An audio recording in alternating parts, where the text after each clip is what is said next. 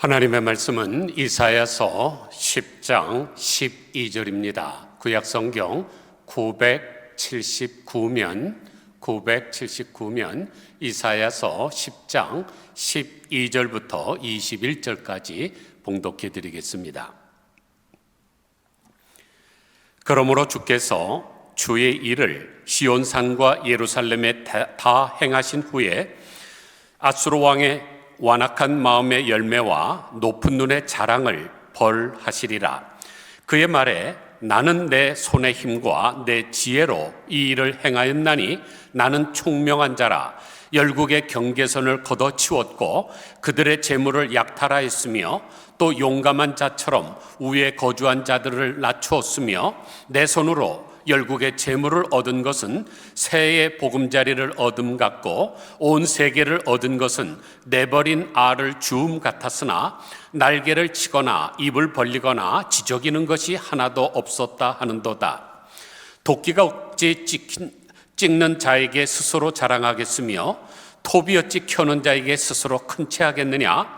이는 막대기가 자기를 드는 자를 움직이려 하며 몽둥이가 나무 아닌 사람을 들려 함과 같음이로다.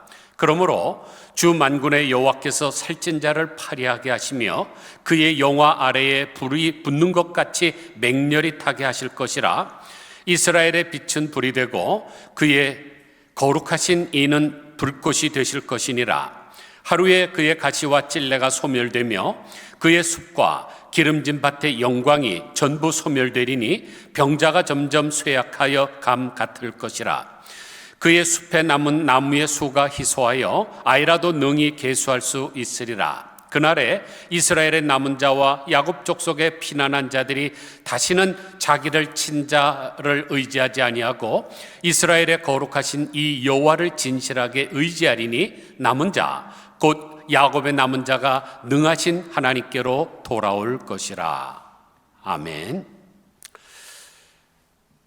영국의 역사학자인 아놀드 토인비는 인류에게 가장 큰 비극은 지난 역사에서 어떤 교훈도 얻지 못한 것이다 라고 했고, 미국의 철학자인 조지 산타냐는 역사를 기억하지 못하는 자, 그 치욕의 역사에서 다시 살게 될 것이라고 했습니다. 한국의 김영석 교수는 역사는 말을 하지 않는다. 그러나 역사 속에는 무한한 진리가 내포되어 있기 때문에 지혜의 눈과 용기의 힘을 가진 모든 사람들로 하여금 언제나 말하게 한다. 그리고 그들의 음성이 역사를 지켜온 것이라 그랬습니다. 그러므로 역사 의식이 없는 민족은 반드시 망합니다. 마찬가지로 역사 의식이 없는 신앙도 방향성이 없습니다. 여러분, 19세기 말 서구 제국주의와 제1차, 2차 세계대전을 거치면서 역사 의식이 없는 교회와 신학이 얼마나 위험한지 증명되지 않았습니까? 대표적인 것이 바로 히틀러입니다. 어떻게 히틀러가 그렇게 인간으로서 짐승의 탈을 쓰고 그렇게 많은 악을 자행할 수 있었을까요? 몇 가지 이유가 있지만 그 중에 하나는 교회가 저항하지 못하고 도리어 방관하면서 권력의 신여가 되어서 아부를 했기 때문입니다. 여러분들은 종교개혁을 했다고 하는 마르틴 루터를 잘 아실 것입니다. 이 교회가 루터교회 아닙니까? 그런데 그가 종교개혁을 이루었다는 이 업적은 인정하면서 그가 잘못한 것, 대단히 잘못한 것은 기억하지 않으려고 합니다. 1543년에 그가 쓴 유대인과 그들의 거짓말에 대하여라는 책을 보면 유대인의 회당을 불태우라, 그들의 집을 파괴하라, 그들의 재산을 몰수하라, 랍비들에게 못 가르치게 하라, 어기면 처형하라, 통행권을 박탈하라, 강제 노동을 부과하라 그랬습니다. 그러니까 마르틴 루터는 유태인을 정말로 증오한 사람이죠. 이것이 바로 히틀러에게 얼씨구나 잘됐다 그래갖고 이 책을 받아들여서 유태인들을 600만 명이나 살해한 것입니다. 루터가 이 책을 안 썼으면 얼마나 좋았을까요? 그래서 히틀러 당시 유대인들이 교회로 몰려와서 막 두들겼습니다. 문 좀 열어주세요. 우리 좀 살려주세요. 그런데 교회는 철통같이 문을 잠가버렸습니다. 이처럼 기독교인 대부분들은 자기의 삶을 살기에만 급급합니다. 그래서 전체 기독교가 어디로 가야 하는지, 이 역사 속에서 교회는 구체적으로 어떤 결정을 내려야 하는지, 그리고 하나님의 나라에 참여하기 위해서 교회는 무엇을 해야 하는지에 대해서 관심이 없는 경우가 많습니다. 그래서 역사의식이 없는 것이죠. 그러나 역사의식이 없는 공간적인 신앙은 대단히 위험합니다. 하나님의 나라도 이 역사에 연관해서 이루어가는 실체입니다. 세속사와 구속사가 다른 게 아니에요. 하나로 가면서 하나님이 역사하시는 거죠. 그러므로 우리는 역사적인 통찰을 해야 됩니다. 지금으로부터 정확하게 125년 전 일본 군국주의가 우리나라를 통치하고 있던 시절에 독립을 갈망하던 우리 선조들이 일본의 총칼 앞에서도 대한 독립을 외치면서 거국적인 시위를 벌였습니다. 그것이 바로 3.1 만세 운동이죠. 그런데 3.1 만세 운동이 일어나자마자 기독교인들에게 독립단 통고문이라는 문서가 배포됐습니다. 독립단 통고문이라는 것은 뉴욕의 대한인 독립단에서 작성해서 3월 3일에 전 세계로 배포한 것으로서 일종의 3.1 운동의 행동 강연 같은 것이죠. 그 문서의 내용은 이렇습니다. 존경하고 고귀한 독립단 여러분, 어떤 일이든지 일본인을 모욕하지 말고 돌을 던지지 말며 주먹으로 때리지 말라. 이는 야만인이 하는 바니 독립의 주의를 손상할 뿐이니 행여 각각 주의할지며 신자는 매일 3차례 기도하되 일요일은 금식하고 하며 매일 성경을 읽되 월요일은 이사야 10장, 화요일은 예레미야 12장, 수요일은 신명기 28장, 목요일은 야고보서 5장, 금요일은 이사야 59장, 토요일은 로마서 8장을 돌아가며 다 읽을 것이라고 했습니다. 이처럼 3.1 운동은 완벽한 비폭력 저항운동이었습니다. 그래서 아무리 일본 사람들이 미워도 모욕하지 말고 돌을 던지지 말고 때리지 말라고 했습니다. 즉 기독교 정신에 입각해서 한 운동이죠. 만약 폭력을 행하게 되면 우리 국민이 추구했던 독립이라는 목적을 이루는데 그 정신과 의도를 손상시킬 뿐이기 때문입니다. 이런 비폭력 저항 운동은 3.1 운동을 기점으로 해서 전 세계로 퍼져나가게 됐는데 그 중에 하나가 뭡니까? 인도의 깐디. 영국의 지배로부터 독립하려고 했던 인도 깐디의 비폭력 불복종 운동에 의해서 1960년대 미국을 휩쓸었던 흑인 민권 운동, 마틴 루터 킹 목사님이 했던 그 운동에 영향을 줬습니다. 그러므로 우리가 지난 목요일 날 3.1절을 맞이하게 됐는데 이 3.1 운동이야말로 전 세계 비폭력 투쟁 운동의 효시와 다를 바가 없습니다. 그래서 3.1절 이 만세 운동이 갖는 역사적인 의미는 대단히 큽니다. 그런데 비폭력 저항 운동에는 반드시 희생이 따르게 되어 있습니다. 상대방은 칼과 총으로 오는데 나는 맨손으로 가게 되면 내가 당할 수밖에 없죠. 그래서 일제시대 때 일본 군국주의의 발표로는 3.1절 날 7,500명이 죽었다고 되어 있지만 우리나라의 민속학자인 박은식 선생님의 추산에 따르면 2만 명이 죽었습니다. 그리고 일본은 부상자가 15,000명이라 그랬지만 한 5만 명 정도 부상을 당했고 감옥에 갇힌 사람은 무려 5만 명이 넘었습니다. 그러면 맨손으로 아무 저항을 하지 않고 그냥 길거리 행진하는 사람들에게 왜 일본 사람들은 그렇게 강압적으로 압박을 했을까요? 3.1 운동이 일어나던 바로 전해 1918년에 일본은 제1차 세계대전의 승전국 대열에 섰습니다. 그냥 어부지리로 잠깐 참여했다가 승전국이 됐죠. 그래서 기고만장을 했습니다. 그러므로 자기들은 이제 조선을 다스리는데 식민지 체제를 완전히 구축을 했다. 그래서 다시는 독립운동이 일어나지 않을 것이라고 착각을 했습니다. 그러나 3.1 운동을 통해서 우리 조선은 절대로 일본 나라의 한 부분이 될 수가 없고 엄연한 자주 국가가 되고자 하는 염원을 가진 민족이라는 것을 전 세계에 각인을 시켰습니다. 그 결과 일어난 것이 바로 카이로 회담이죠. 카이로 회담은 미국의 루즈벨트 대통령, 영국의 처칠 수상, 중화민국의 장개석 총독이 모여서 한 회담인데 거기에 바로 조선 독립에 관한 선언이 나옵니다. 뭐라고 기록되어 있습니까? 우리는 일본에 의한 한국 국민의 기만적인 노예 상태에 유념해 일본 몰락 이후 가능한 한 가장 이른 시기에 한국이 자유롭고 독립적인 국가가 될 것임을 결의한다.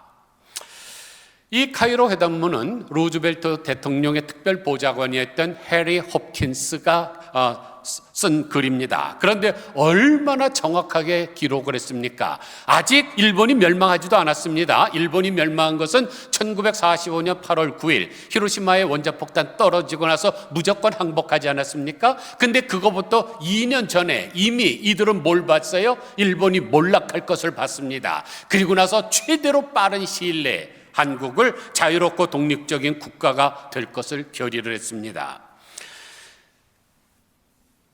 이 해리 홉킨스가 이런 문구를 쓸 수 있었던 까닭은 자기 어머니 애나 홉킨스의 투철한 기독교 신앙에 근거를 했던 것입니다. 그리고 이런 문장을 삽입하게 된 것도 3.1운동을 통해서 촉발된 우리 민족의 독립에 대한 강한 열망을 알았기 때문입니다.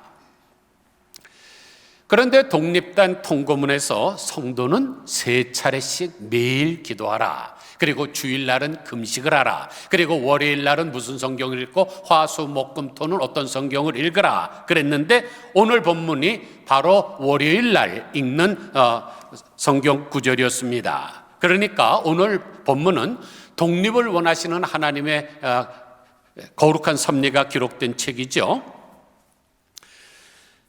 오늘 본문은 북이스라엘이 아수르 제국의 멸망을 당한 이후에 주신 말씀입니다.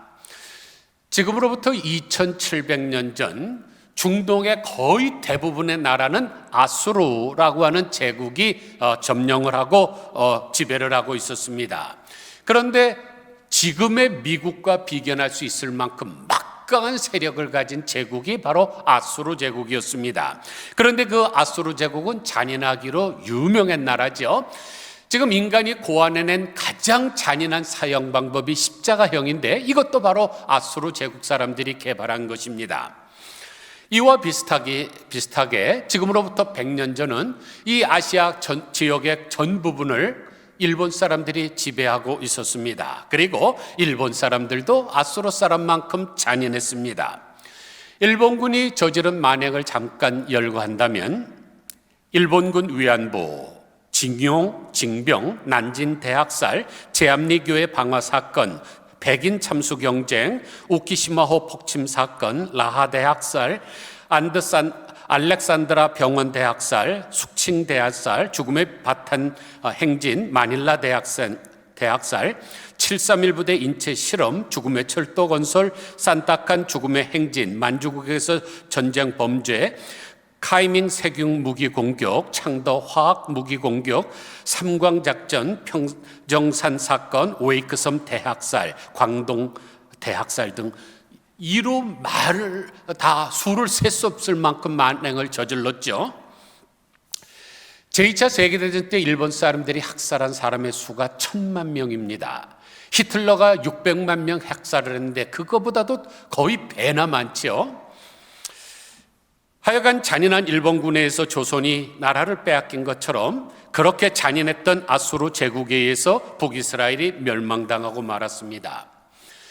원래 이스라엘은 어떤 나라였습니까?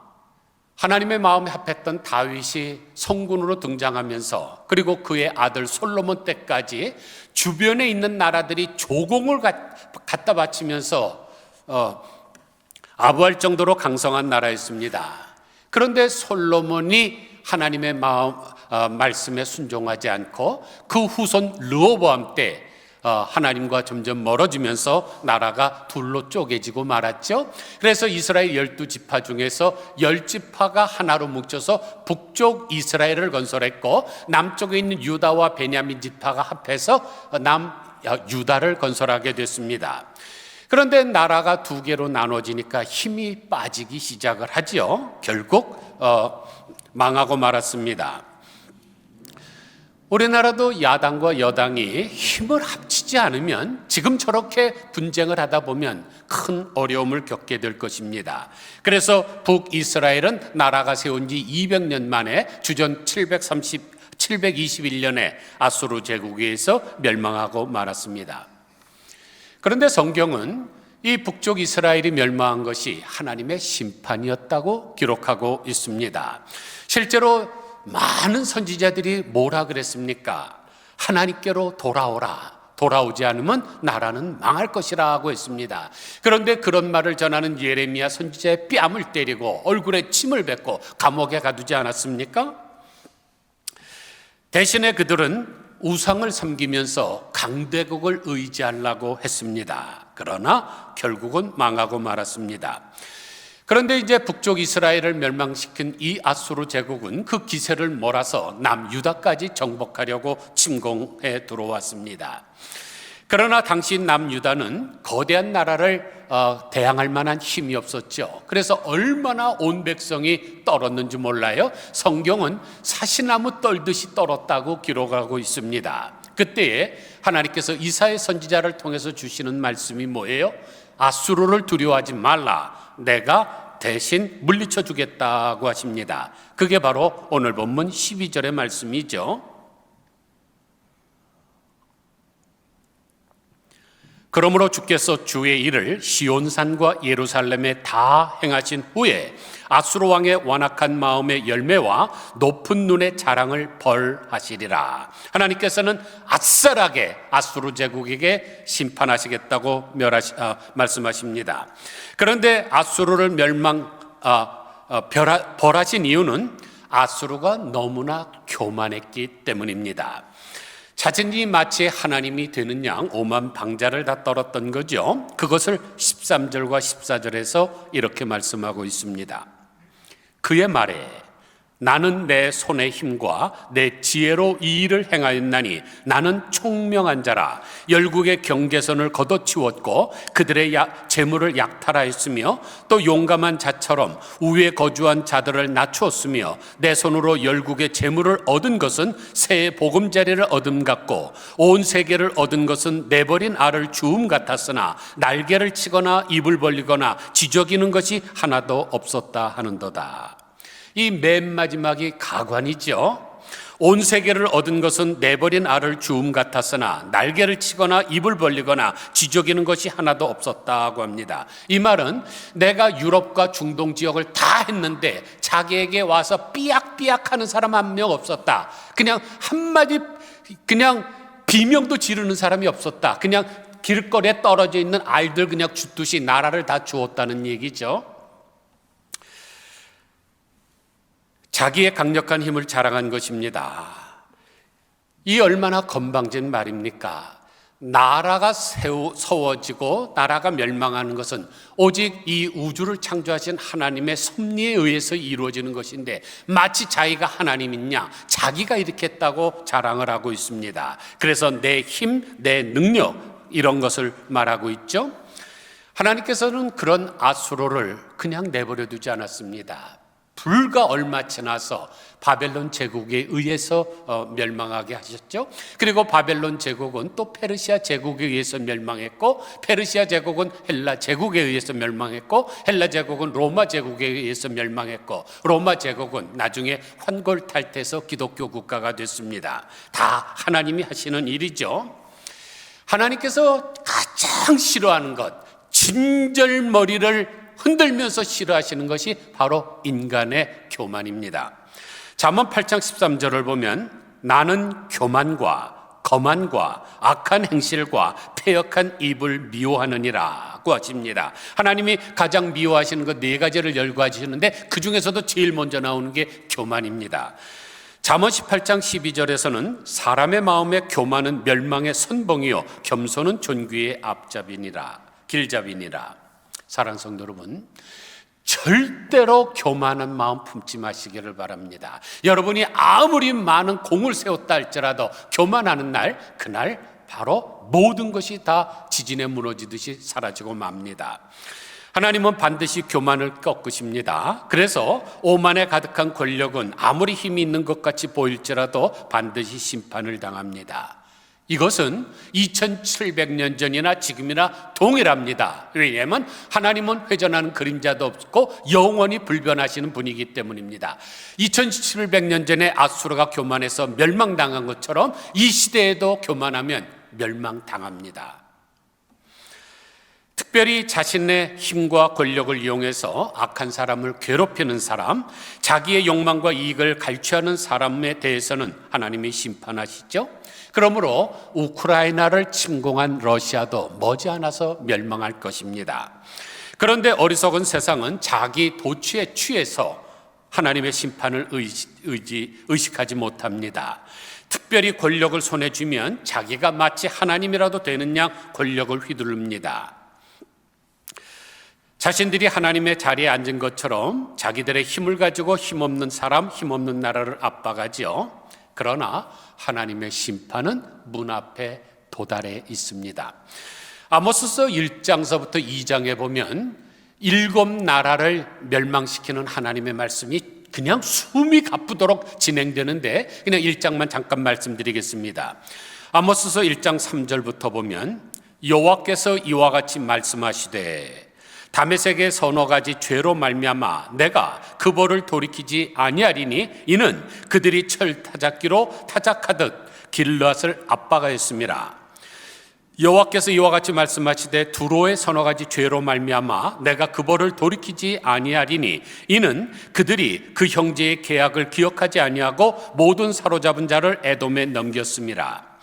여호와께서 이와 같이 말씀하시되 에돔의 서너 가지 죄로 말미암아 내가 그 벌을 돌이키지 아니하리니 이는 그가 칼로 그의 형제를 쫓아가며 국류를 벌이며 항상 맹렬히 화를 내며 분을 끝없이 품었습니다. 여호와께서 이와 같이 말씀하시되 암몬 자손의 서너 가지 죄로 말미암아 내가 그 벌을 돌이키지 아니하리니 이는 그들이 자기 지경을 넓히고자 하여 길르앗의 아이벤 여인의 배를 갈랐습니다. 지금 4가지만 말씀드렸는데 이렇게 잔인하고 무자비하며 국률이 없는 민족은 하나님이 반드시 심판하십니다. 그래서 일본을 심판하신 것이죠. 그러므로 앞으로 공산주의도 망하고 북한도 망할 것입니다. 앞서 말씀드린 독립단 통고문에서 이 이사야서 10장을 통해서 아수르가 멸망하는 모습을 본 선진 성도가 지금 일본의 모습을 보고 있는 것이죠. 그랬기에 매주 월요일이 되면 이 이사야서 10장의 말씀을 읽으면서 하나님의 심판에 의해서 교만한 목이 꺾일 일본을 생각했던 것입니다. 사랑하는 성도 여러분, 이 사실을 꼭 기억하시기를 바랍니다. 이 세상의 그 어떤 막강한 힘도 결코 하나님을 이길 수가 없습니다. 전 세계에 있는 200여 나라가 힘을 합해서 하나님을 대적해도 하나님은 이길 수가 없죠. 땅이 바다에서 솟아나서 육지가 됐는데 하나님이 한 번만 말씀하시면 세상에 있는 모든 육지가 다 바다로 다 들어가 버리는 거죠. 그러므로 3.1 운동 105주년을 맞이한 우리는 이런 하나님을 기억하면서 하나님을 바라봐야 됩니다. 하나님은 지금도 시퍼렇게 살아계십니다. 그래서 세상 역사는 강대국에 의해서 이루어지는 것이 아니라 전능하신 하나님에 의해서 움직여간다는 사실을 믿음으로 고백하면서 살아야 됩니다. 오늘 본문 20절에서 하나님께서 이렇게 말씀하십니다. 그날에 이스라엘의 남은 자와 야곱 족속의 피난한 자들이 다시는 자기를 친자를 의지하지 아니하고 이스라엘의 거룩하신 이 여호와를 진실하게 의지하리라. 이게 바로 당신의 백성들을 향한 하나님의 기대죠. 하나님께서는 당신의 백성들이 이렇게 살기를 원하고 계십니다. 오직 하나님의 백성은 하나님만을 의지해야 됩니다. 그런데 구약 성경에 나오는 이스라엘 백성들은 그렇게 살지를 못했죠. 눈에 보이는 강대국을 의지했습니다. 왜냐하면 강대국의 눈에 밖에 나가면 자기들에게 해가 될까 착각을 했기 때문이죠. 그런데 문제는 어떻습니까? 당시의 강대국이 하나가 아니라 둘이었습니다. 이스라엘의 전통적인 우방은 어디였나요? 애굽이었습니다. 그러니까 남쪽에 있는 애굽을 의지하지 않은 백성들이 있었던가 하면 북쪽에 있는 신흥 강대국 아수르를 의지하자고 거기서 갈팡질팡하다가 나라가 멸망한 것이죠. 사랑하는 성도 여러분, 여러분 같으면 어떻게 하겠습니까? 전통적인 강대국인 남쪽의 애굽의 손을 빌려서 안녕을 보장받아야 된다고 생각하십니까? 아니면 북쪽의 강대국인 아수르에게 잘 보여야 살아남는다고 생각을 하십니까? 사람들은 그렇게 생각할지라도 우리는 그렇게 생각하면 안 됩니다. 정답은 오직 유일합니다. 하나님을 바라봐야 삽니다. 지금도 마찬가지죠. 한국 사람들 중에 전통적인 우방인 미국을 의지해야 산다고 하는 사람이 있습니다. 또는 지금 북쪽에서 새롭게 뜨는 신흥 강대국인 중국을 의지해야 된다고 하는 사람들이 있습니다. 그러나 우방을 의지한다고 해서 우리나라가 평화를 되찾는 것도 아니고 신흥 강대국으로 부상하는 중국과 친해져야 한다고 살아남는 것도 아닙니다. 성경은 뭐라고 해요? 오직 의인은 믿음으로 말미암아 살리라. 우리는 하나님을 믿는 믿음으로 살아야 하나님이 우리나라를 부강케 하실 것입니다.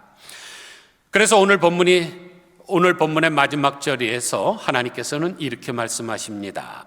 남은 자, 곧 야곱의 남은 자가 능하신 하나님께로 돌아올 것이라. 하나님은 어떤 하나님이십니까? 전능하신 하나님이십니다. 그분에게 돌아가야 됩니다.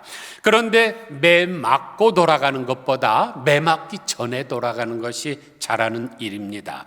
우리 하나님은 해결하지 못할 일이 없으신 전능하신 하나님이시죠. 그래서 우리가 하나님을 신뢰할 때 하나님께서는 우리를 통해서 위대한 일을 행하실 것입니다. 아무쪼록 고당 조만식 선생님이 우리 민족에게 경고하신 대로 조선 사람들아 조심해라. 미국 사람들을 믿지 말라. 소련 사람들에게 속지 말라. 일본 사람들은 다시 일어난다. 중국 사람들은 되에 나온다. 그러니 조선 사람들아 조심해라는 말씀을 기억하고 오직 하나님만 의지하는 우리 되시기를 주님의 이름으로 간절히 축원드립니다. 기도하겠습니다.